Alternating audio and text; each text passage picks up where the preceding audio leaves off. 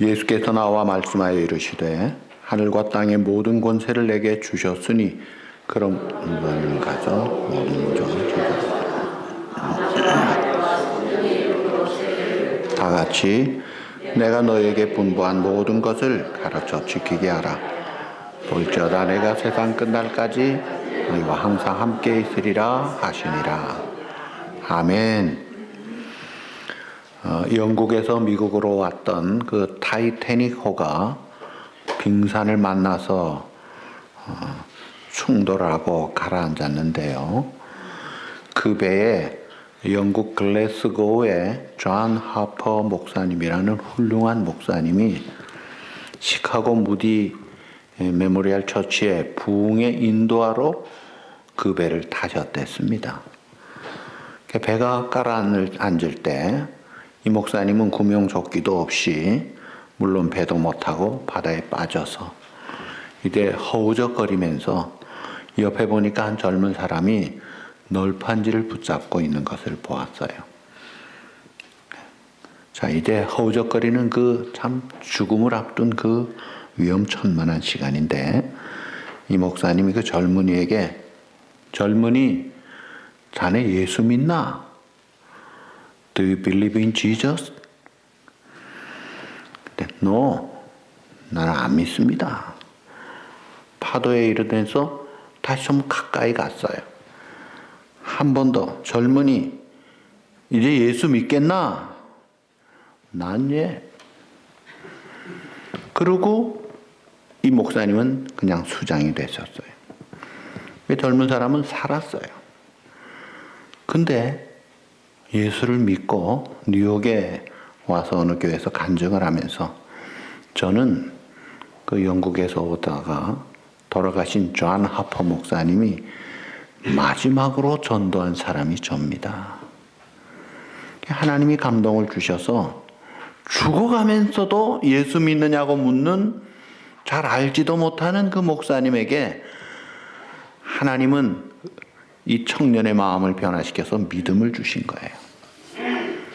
자, 그 목사님은 죽으면서 한 말에 천하보다 귀한 한 생명을 건진 거예요. 참, 그 목사님 마지막까지 잘하셨구나. 여러분들이 만일 죽는다면 무슨 말씀을 하고 싶으세요? 저는 하나님께 영광 돌리는 고백도 하고 싶고, 만약 내 눈에 보이는 내 가족이나 이웃 중에 예수 안 믿는 사람이 있다면 반드시 예수 믿으라고 말씀하고 죽으십시오. 생명이 달려있는 것이잖아요. 그냥 교회 안 나가는데 교회 나가라 그 정도 해가지고 안 돼요. 예수님을 믿어야 돼요. Jesus is your only Savior. 예수님만이 우리의 유일한 구주가 되심을 죽는 순간에도 놓치지 말고 하시는 그런 전도자가 되시기를 바랍니다. 자, 이 유언을 잘해야 돼요. 존 락커펠러 얼마나 부자로 훗날에 존경도 받고 98세로 죽었는데 누가 물었죠. 당신은 도대체 어떻게 그렇게 최고의 부자로 존경까지 받는 인물이 됐습니까? 그 락커펠러 대답이 재미있는 표현이에요. 나는 우리 부모님에게, 특별히 어머님에게 이 부자 방망이를 받았습니다. 부자 요술 방망이를 받았대요. 금 나와라 뚝딱 하면 금 나오는 방망이를 받아. 그 어떤 방망이요? 했더니 그 손으로 치는 방망이가 아니고 우리 어머니의 유언입니다. 유언이 부자 방망이래요. 유언이 뭐냐고 하니까 공개를 했어요. 록펠러가 공개한 유언은 이런 것입니다. 어머니의 유언이죠. 첫째, 하나님을 친아버지로 섬겨라. 둘째, 이거는 목사님 제가 말하기는 좀 뭐해요. 목사님을 하나님 다음으로 섬겨라. 셋째, 오른쪽 주머니에는 항상 11조를 준비해라. 넷째, 원수를 만들지 말라. 다섯째, 예배 드릴 때 항상 앞자리에서 드려라. 뒷자리에 있는 분들 앞으로 오십시오. 앞에만 다 앉을 수 없지만 이분은 사실 리버사이드 처치 예배 드릴 때 항상 앞자리에서 드렸어요. 적어도 50분 전에, 1시간 전에 갔던 거예요. 그러니 앞자리를 차지할 수 있었죠. 6째, 아침에는 목표를 세우고 먼저 기도해라. 7째, 잠들기 전에는 반드시 하루를 반성하고 기도하고 잠들어라. 그러니까 기도로 시작하고 기도로 끝나라 이거예요. 8째, 남을 도울 수 있으면 힘껏 도와라. 9째, 주일날 예배는 꼭 본교회에서 드려라. 출장 많이 다니신 이분이 그래서 늘 왔던 거예요. 마지막 10째, 아침에는 제일 먼저 말씀을 읽어라. 참 신앙적인 기본적인 것들이에요. 근데 그 기본이 이게 부자 엿을 방망이더라는 거예요. 그러니까 어머니 유언대로 살았더니 이게 진짜 그렇더라는 건데, 하물며 하나님의 아들 예수님의 유언이 오늘 우리 본문이에요. 근데 예수님은 죽으면서 하신 유언이 아니고 하늘나라 가시면서 유언도 하시고 유언 그대로 권세와 함께 하시는 은혜를 주시면서 하신 거예요. 이 세상의 훌륭한 부모님들의 유언도 엄청나게 좋지만 예수님의 유언과는 또 차원이 다릅니다. 월등하고 차원이 높은 이 지상 최대의 명령을 유언으로 주셔서 The Great Commission을 주신 거예요. 위대한 최고 최상의 명령을 주셨는데 커미션의 C를 빼면 오미션이 돼서 이건 생략이 되는데, 많은 교회와 성도들이 C자를 빼고 생략된 유언을 가지고 삽니다. 아무렇지도 않게 그렇게 살고 있어요. 죽느냐 사느냐의 문제예요. 자, 미국은 이민 나라입니다. 원주민이 좀 있었지만 다 유럽에서 주로 왔고 그 다음에 세계에서 온 이민자들로 나라가 채워졌어요. 근데 하나님의 나라는 이 지상에서 원주민이 한 명도 없는 MT에서 시작됩니다. 왜냐하면 모든 사람이 죄인이기 때문에 하나님 나라 시민이 아무도 없어요. MT인데 복음이 증거될 때 한 명 한 명 거듭나며 하나님의 자녀로 입양이 되며 하늘 시민권을 가진 자로 하나님 나라가 시작되고 세워지고 확장되고 계승이 되는 거예요. 그러니까 이 지상 명령을 순종하지 않으면 교회 존립 시작도 안 되고 유지도 안 되고 미래가 없는 거예요. 교회가 해야 될 사명은 선교만 하고 전도만 한 것은 아니에요. 예배도 드려야 됩니다. 교육도 해야 됩니다. 성도의 교제도 중요하고 봉사도 중요하고 사랑을 실천하는 생활도 중요한데, 이런 모든 것들 중에 가장 기본적인 것이 이 전도 선교예요. 이게 뭐냐면 가정으로 말하면 일단 가정이 구성되려면 사람이 있어야 되잖아요. 가정이 계승되려면 애가 태어나야 계승되잖아요. 애가 없으면 그거로 끝이에요.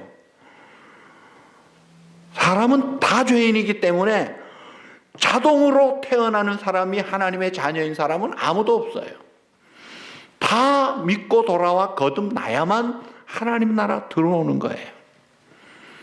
미국 교회가 선교 많이 했습니다. 리바이벌 미팅, 크루세이드 운동, 좋은 일들, 좋은 일 사역을 많이 했는데 쉽게 생각하고 잘 믿었던 이 자녀들이 떠나고 돌아오지 않으니까 이 뿌리가 뽑혀서 뿌리가 없으니까 넘어지고 있는 거예요. 교회도 마찬가지예요. 그래서 예수님은 마태복음, 마가복음, 누가복음, 요한복음, 사도행전 그 복음서에서 이 지상명령을 계속 강조한 그 중에 이 오늘 본문이 가장 대표적인 본문으로, 한마디로 말하면 복음을 전하라 이거예요. 여기에 생명이 있고 여기에 하나님의 나라가 임하고 계승이 있고 역사가 있고 놀라운 일들이 일어난다는 거예요. 그래서 이 복음 전하는 것은 성도와 교회의 존재 목적이요, 가장 중요한 명령이요, 사명이요, 또 이것을 하나님이 가장 기뻐하십니다. 누가복음 15장에 보시면 잃은 양을 찾으러 가는 목자가 나오고 동전 찾는 여인이 나오고 잃은 아들을 기다리는 아버지가 나오잖아요. 그 찾을 때 얼마나 기뻐해요. 막 기뻐하는. 그러니까 우리가 전도할 때 그 전도하는 생명들이 돌아올 때 하늘나라에 기쁜 일이 있어 천국 종친의 백성들이 돌아온다 이거예요. 그래서 우리가 전도할 때 이것을 하나님이 기뻐하시고 하나님이 영광을 받으시는 거예요. 이 중요한 명령을 하시면서 알아서 해 하지 않으시고 하늘과 땅의 권세를 가진 내가 명령하고 함께 하겠다는 거예요. 그러니까 이 복음 전하는 일은 우리의 힘으로, 우리의 경력으로, 우리의 지식으로 안 됩니다. 하나님의 권세가 있기 때문에 내가 전할 때 나는 별것 아니지만 복음의 능력이 있고 성령이 역사할 때 사람이 구원을 받는 거예요. 변화가 되는 거예요. 귀신이 쫓겨나고 병이 나고 문제가 해결되듯이 인생의 근본적인 죄 문제가 해결되고 삶이 방향이 목적이 새로워지며 존재가 새로워지는 거예요. 이런 변화가 하나님의 놀라운 능력으로 일어나는 거예요. 그래서 성령의 권능을 받으면 증인이 되는데 그 권능으로 이 증인의 사명을 감당하는데 증인은 이게 원어가 순교다라는 그 말하고 똑같습니다. 그러니까 생명을 걸고 바치는 증인이 될 때 예수님도 생명 바쳐 우리를 건지셨는데 증인이 생명을 하나님께 바치고 젊음도 시간도 내 청춘도 지식도 내 모든 것 바치고 하나님 앞에 드릴 때 생명의 역사가 일어나는 거예요. 아기 한 명 낳는 것도 그 산고를 치르면서 아기를 낳는데 이 복음 증거하는 것도 마찬가지. 복음 전할 때 많은 수고가 따르고 눈물이 따르고 오랜 기간이 따르고 때로는 목숨을 내놓아야 되는 때도 따르지만 그럼에도 불구하고 그 사명 감당할 때 그 예수님의 피로 이 땅에 교회가 세워지고 순교자의 피로 이 복음이 딜리버리 되고 확장되고 있는 거예요.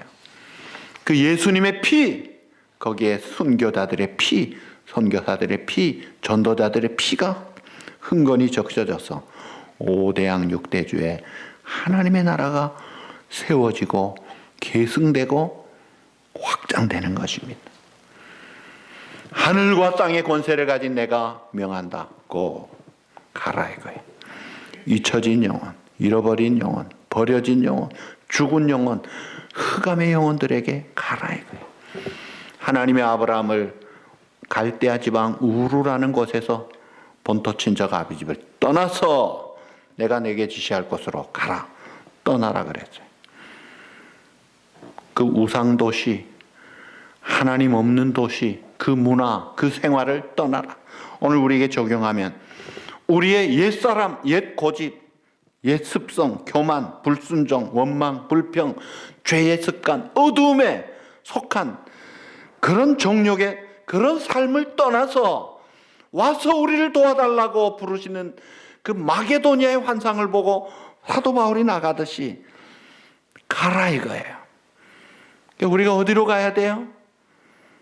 우리의 선교지가 우리 가정일 수 있고 우리의 이웃일 수 있고 우리의 직장일 수 있고 또 하나님의 콜링 받은 내 선교지일 수 있는 거예요. 하나님은 광야에서 미디안이라는 그 광야에서 양을 치는 할아버지 80에 모세를 하나님이 부르십니다. 너 양 치는 것도 귀하지만 짐승보다 양보다 취급도 못 받는 저 노예 생활하고 고통 중에 부르짖는 내 민족을 구원하게 하여 go down 가라 이거야. 요나를 부르셔서 죄악의 도성 니느웨로 가라. 오늘 우리의 니느웨가 어디예요? 오늘 우리가 가야 될 애굽이 어디예요? 믿지 않는 내 자녀가 선교지에, 믿지 않는 내 부모님이나 형제가, 내 이웃이 선교지에, 그리고 우리 교회 소원하는 그 선교지가 바로 내 선교지에 기도로 동참하고 물질로 동참하고 관심으로 동참하면서 동력을 하는 거예요. 존 낙스는 하나님이여 내게 스코틀랜드를 주십시오. 그리하지 않으면 나에게 죽음을 주옵소서. 자기의 민족 스코틀랜드를 위해서 부둥켜 안고 씨름을 하면서 이 민족을 주님께 드릴 수 있기를 원합니다. 위대한 기도를 했고 놀라운 역사가 있었고 그 장로교의 본산지이기도 하죠. 남미의 컬럼비아라는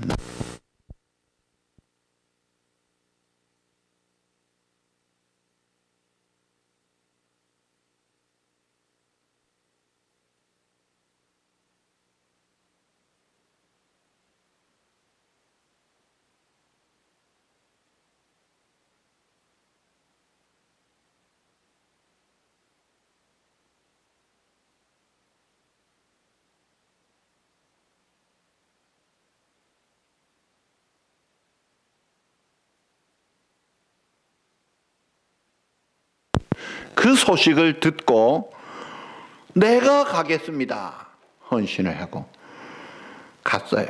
여러분이 모틸던 족속은 참 아주 잔인한 족속이에요. 얼만큼 잔인한가 하면 아이가 부모가 죽어서 고아가 되면 표범에게 내던져 줘버립니다. 짐승의 밥으로 던져줘요. 나이가 들어 병든 노인은요, I don't care, 내버려 버립니다. 아주 악질 종족이에요. 자, 거기에 정글을 해치고 이 브루스 올슨 이분이 19살에 들어갔어요. 화살을 맞고 붙잡혀서 한 달 동안 잡혀 있다가 탈출을 했습니다. 치료받고 회복된 다음에 또 들어갑니다. 붙잡혀서 채찍 맞고 창에 찔리고 온갖 고난에 겪으면서 하늘 땅의 권세를 가지신 주님이 함께해 주셔서 죽지 않고 겨우 명맥을 유지하고 있어요.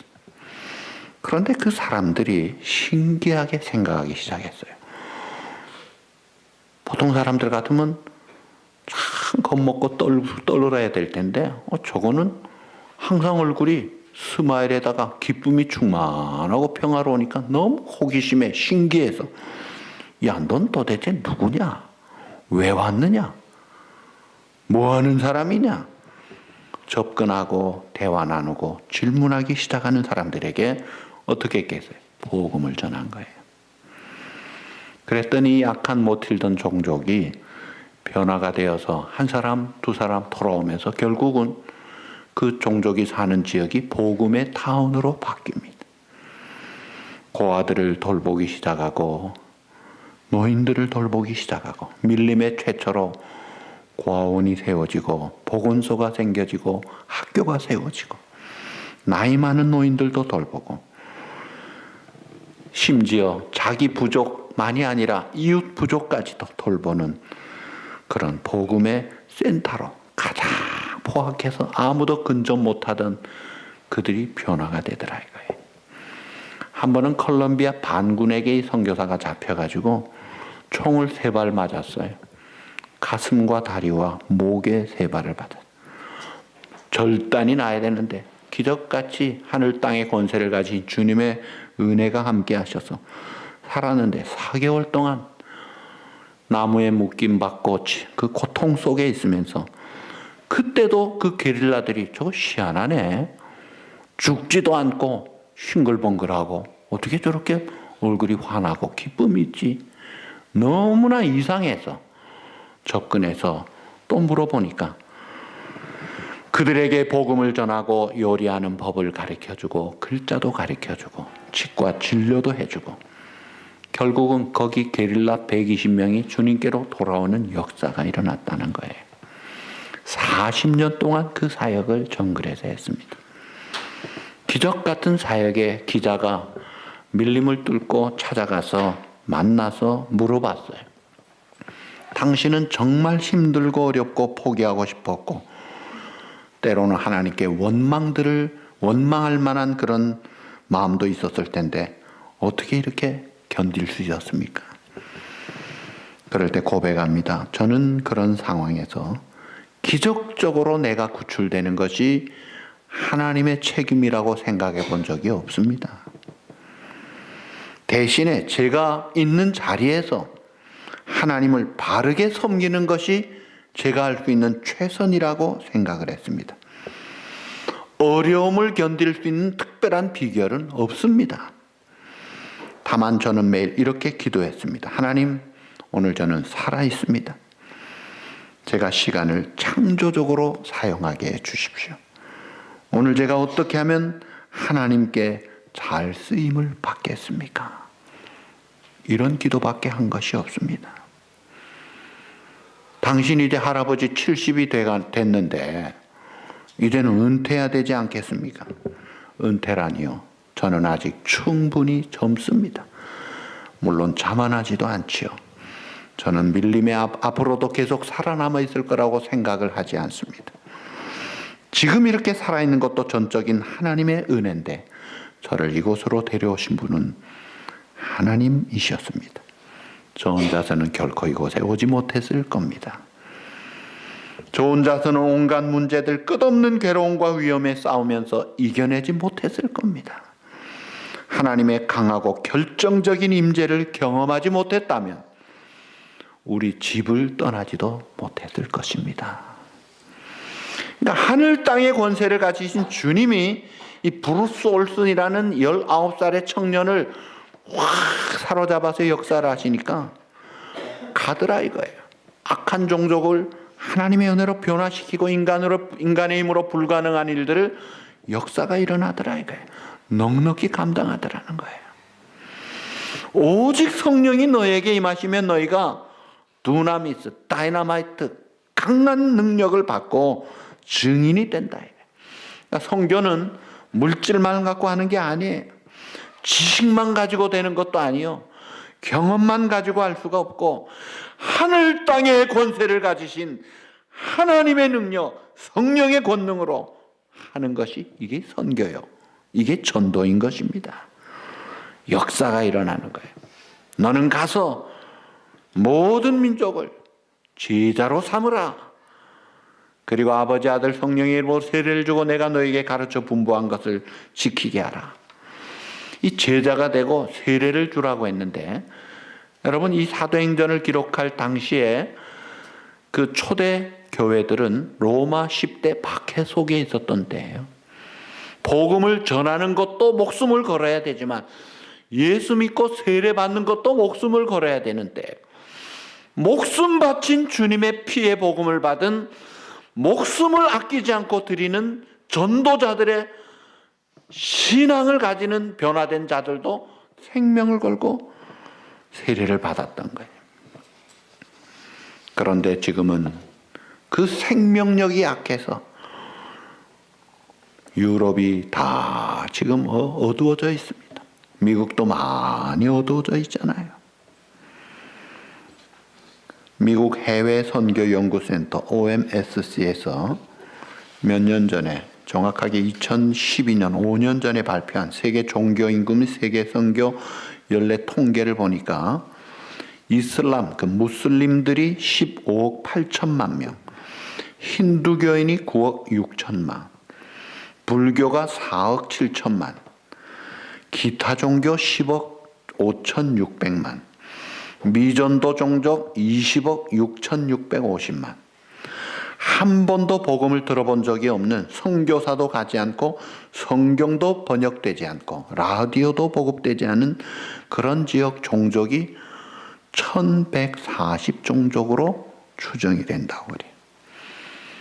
이 지구촌은 굶주린 사람도 많고 늘 병든 사람도 있지만 아직도 복음을 듣지 못한 곳에서 손짓을 합니다. 도와달라고.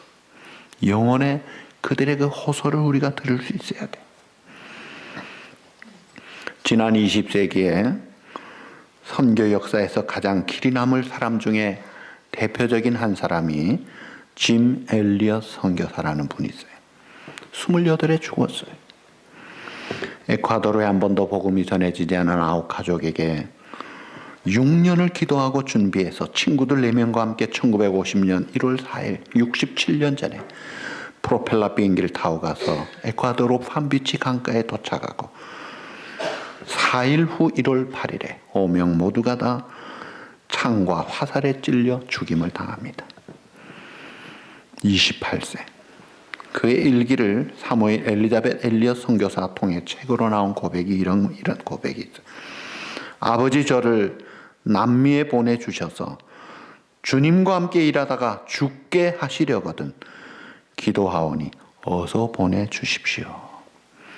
마른 막대기 같은 제 삶에 불을 붙이사 주님을 위해 온전히 소멸하게 하십시오. 저를 주님의 원료로 삼으십시오. 하나님의 불꽃이 되게 하십시오. 활활 타오르도록 성령의 기름을 흠뻑 적셔 주십시오. 주님의 뜻이라면 제 생명을 취하십시오. 그는 죽기를 각오하고 들어간 거예요. 부인되는 엘리자벳 엘리엇은 남편 못지않은 사람이에요. 1년 동안 간호사 훈련하고 1년 뒤에 들어가서 정글에서 9가족을 접근했는데 이 용맹한 족속의 여자는 안 죽여요. 5년 사역하고 병을 치료하면서 좋은 사랑의 봉사를 베풀고 5년 뒤에 안식년이 돼서 돌아오려고 할 때 주장이 물었대죠. 당신은 도대체 누구이길래 여기서 이렇게 와서 사랑의 좋은 일들을 많이 하실 수 있습니까? 그때 비로소 처음 공개를 했습니다. 당신들이 5년 전에 죽인 5 젊은 사람 중에 한 사람이 제 남편입니다. 남편이 전하려고 했던 예수님의 사랑과 예수님의 복음을 제가 대신 전하려고 온 것입니다. 이 말에 감동을 받고 성령의 역사로 회개하고 믿고 변화돼서 추장이 사람들이 돌아옵니다. 그 중에 3명이 교회 지도자가 되고 1명이 목사님이 되고 아버지 얼굴을 본 적도 없는 태안에 있었던 애가 나와서 이제는 선교사로 거기에서 사역을 하고 있어요. 크신 일을 이루어 가시는 하늘 땅의 권세를 가지신 주님, 영광을 그렇게 나타내시고 있습니다. 놀라운 역사예요. 여러분, 이것이 콜롬비아나 남미에서만 일어나는 일이 아니에요. 사랑하는 내 조국 한국에서도 마찬가지. 양아진에 가면 20대 선교사들의 무덤들이 있어요. 25세 세상을 떠난 루비 캔드릭 선교사의 묘비가 있습니다. 이분은 조선 땅에 와서 1년도 안 되어서 죽었어요. 선교하다가 급성 맹장염이 걸려서 치료 못 받고 죽었어요. 요즘 같으면 급성 맹장염 왜 치료를 못 하겠어요? 옛날엔 기가 막힌 땅이었습니다. 그가 선교 본부에 편지를 썼어요. 텍사스의 선교단체에 후원을 받아서 왔다가 죽기 전에 이런 말을 남겼습니다. 만일 내가 죽거든 텍사스 선교본부에 연락을 하십시오.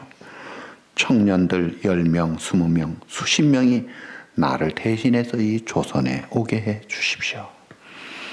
그 마지막 유언을 듣고 20명의 청년들이 선교사로 또 갑니다.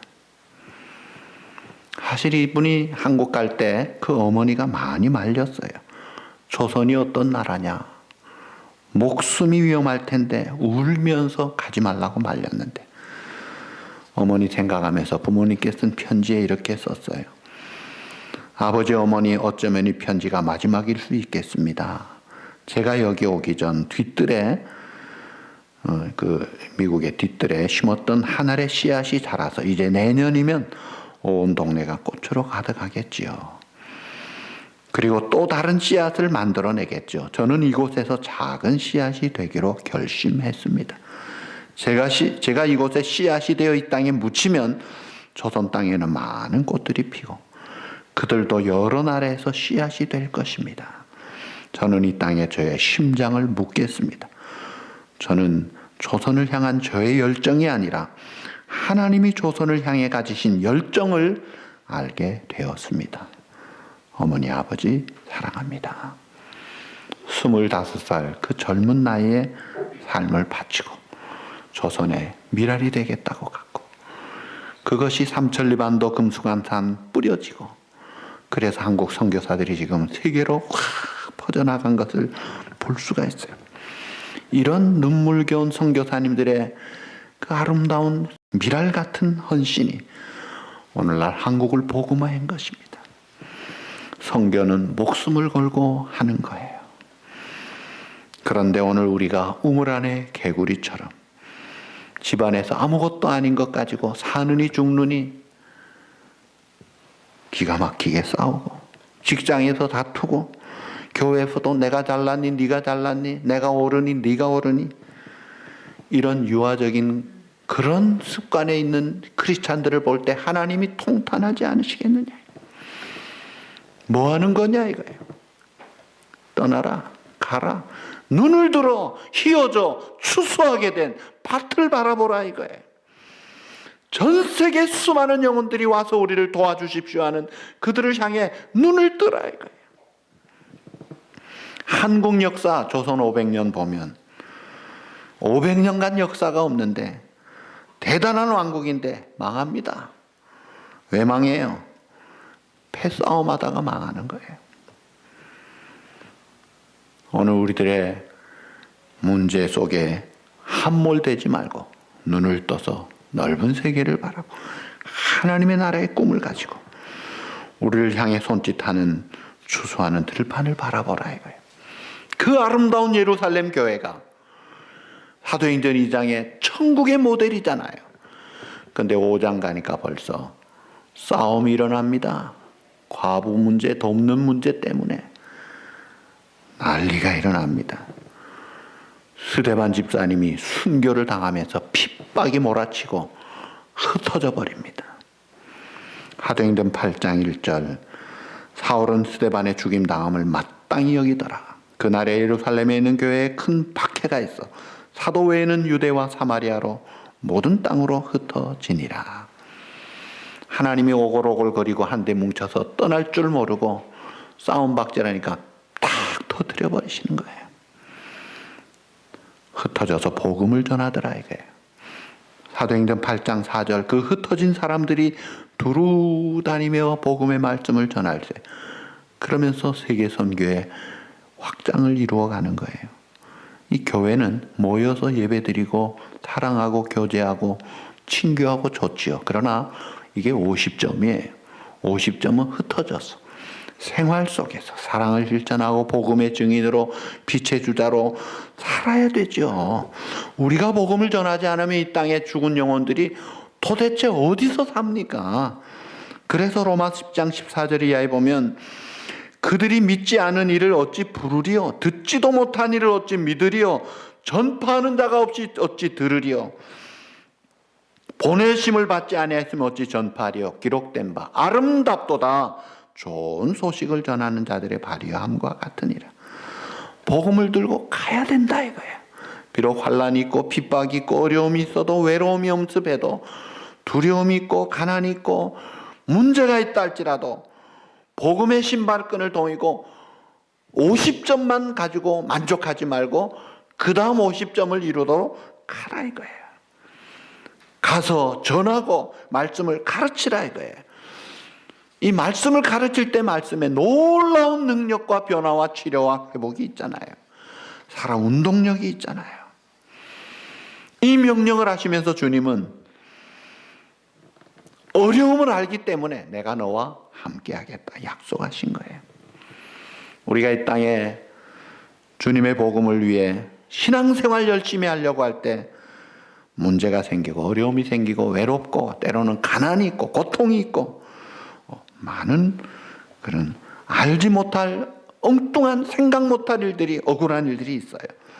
그러나 그럼에도 불구하고 우리가 잊지 말아야 될 것은 주님이 언제나 우리와 함께 하신다는 거예요. 내가 너를 버리지 아니하리라. 떠나지 아니하리라. 보혜사 성령을 약속하신 주님이 요한복음 14장 16절에 이렇게 말씀하셨어요.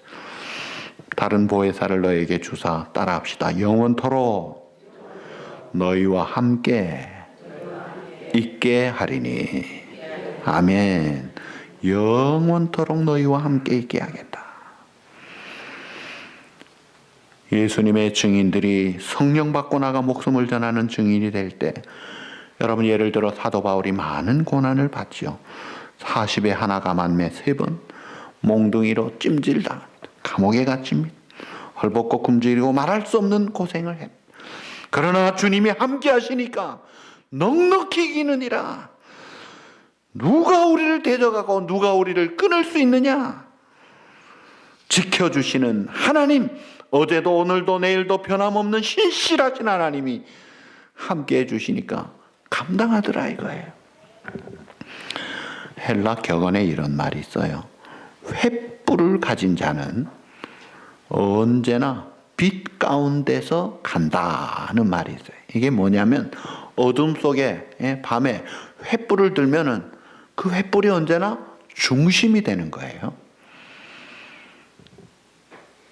오늘 우리는 이 복음이라는 게 이게 진짜 생명의 불, 진리의 불, 영원한 불이잖아요. 횃불이잖아요. 자, 이 지상명령의 복음의 불을 딱 가진 자는요, 이건 중심 잡은 사람이에요. 중심 역할하는 사람이에요. 막내 아들, 막내 며느리 상관없어요.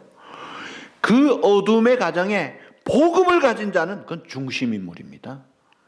그 가정의 기둥이요, 중심이에요. 그런 중심 잡은 자가 가는 거예요. 당당한 아름다운 인생을 살아가는 겁니다. 근데 주님이 함께 하신다는 거예요. 어느 초등학교 장애물 경주에 신호와 함께 출발했는데 달리기 잘하는 아이가 선두로 탁 치고 나가서 뜁니다. 열심히 사다리 통과하고 뜀틀 통과하고 이제 결정적인 코스가 밀가루 담긴 쟁반에서 입술로 종이를 입에 물었다가 그 다음에 펴서 종이에 있는 오다를 따라가는데 애가 1등으로 달리면서 종이를 탁 폈더니 제일 나이 많은 할머니를 모시고 가라 이렇게 나온 거예요. 어이구, 속도가 안 되겠네. 꼴찌로 달리는 작은 아이가 좀 늦었지만 종이를 펴서 보니까 얼굴이 환해져요. 체육 선생님과 함께 뛰어라. 체육 선생님이 애를 들쳐업고 냅다 뛰니까 어떻게 됐겠어요? 1등 하는 거죠. 여러분, 우리에게 사명을 감당하는 일도 마찬가지예요. 많은 장애물들이 있습니다. 내 능력이 한계가 있어요. 그렇지만 예수님과 함께하는 경주라면 걱정하지 말라 이거예요. 하늘 땅의 권세를 가지신 주님이 나와 함께 하시는데 걱정할 게 없다 이거예요. 성경 말씀 중에 이 마태복음 28장 20절, 볼지어다 내가 세상 끝날까지 너희와 어떻게 해요? 다 같이 합시다. 항상 함께 있으리라. 한 번 더 다 같이 시작. 항상 함께 있으리라. 아멘. 누가요? 주님이. 그 주님이 하늘 땅의 권세를 가지신 그 주님이 내가 너와 함께 한다니까 우리가 얼마나 기뻐하고 얼마나 생생하게 행복하게 그렇게 살 수 있지 않느냐 이거예요. 내가 너를 결코 버리지 아니하리라. 떠나지 아니하리라. 영원토록 함께하리라. 찬송 442장 후렴에 아까 우리 예배 전에 프롤로드로 우리 반주자가 치더라고요. 부탁도 안 했는데 이 찬송을 쳐요. 주님 나와 동행을 하면서 나를 친구 삼으셨네. 우리 서로 받은 그 기쁨은 알 사람이 없도다. 주님이 나를 친구 삼아 동행해 주시는 그 기쁨, 세상 사람 알 수도 없는 거예요. 우리를 사랑하셔서 낮아지시고 십자가 지시고 부활하시고 오늘도 같이 해주시는 그 주님, 영원토록 동행하시는 그 주님이 함께 하십니다. 여러분, 낙심하지 마십시오. 좌절하지 마십시오. 슬퍼하지 마십시오. 할 수 없다 포기하지 마십시오. 안 된다 절망하지 마십시오. 사랑의 주님, 능력의 주님, 영원히 우리와 함께 하심을 믿습니다. 그 주님과 함께 주의 복음의 기치를 들고 중심적인 사명을 가지고 빛을 발하는 복음 증인의 역할 잘 감당하는 그런 저와 여러분과 우리 교회가 되기를 우리 주님의 이름으로 축복합니다. 기도하시겠습니다.